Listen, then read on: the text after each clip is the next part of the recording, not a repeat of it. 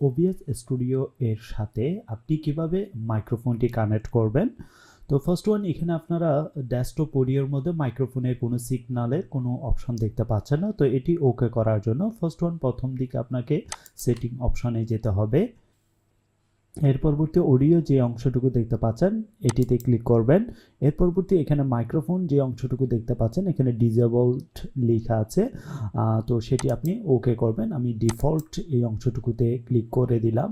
এর পরবর্তী আপনি অ্যাপ্লাই, এর পরবর্তী ওকে অপশনটিতে ক্লিক করবেন। যেমনটি আপনার এখানে মাইক্রোফোনের একটি অংশ দেখতে পাচ্ছেন, তো এই অংশটুকু না থাকলে আপনি এভাবে সেটি অন করবেন। এখন আপনি মাইক্রোফোনটি আসলে OBS স্টুডিওর সাথে কানেক্ট হয়েছে কিনা সেটি কিভাবে দেখবেন। তো এখানে যদি আপনারা কোনো সিগন্যাল দেখতে না পান মাইক্রোফোনের, তো অবশ্যই আপনারা বুঝে নেবেন এটির সাথে OBS স্টুডিওর সাথে মাইক্রোফোনটি কানেক্ট হয়নি।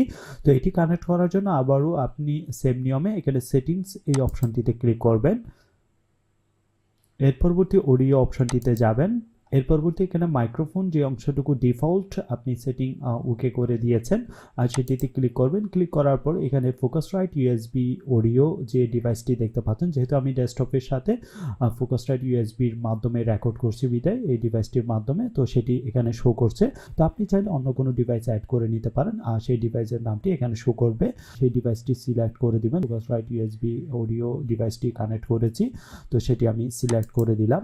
সিলেক্ট করে দেওয়ার পর অ্যাপ্লাই, এর পরবর্তী ওকে অপশনটিতে ক্লিক করলাম। তো এখন আপনারা দেখতে পাচ্ছেন মাইক্রোফোনের যে অংশটুকু রয়েছে সেটিতে অডিও রেকর্ডের যে সিগন্যালটি আপনারা এখন এখানে দেখতে পাচ্ছেন।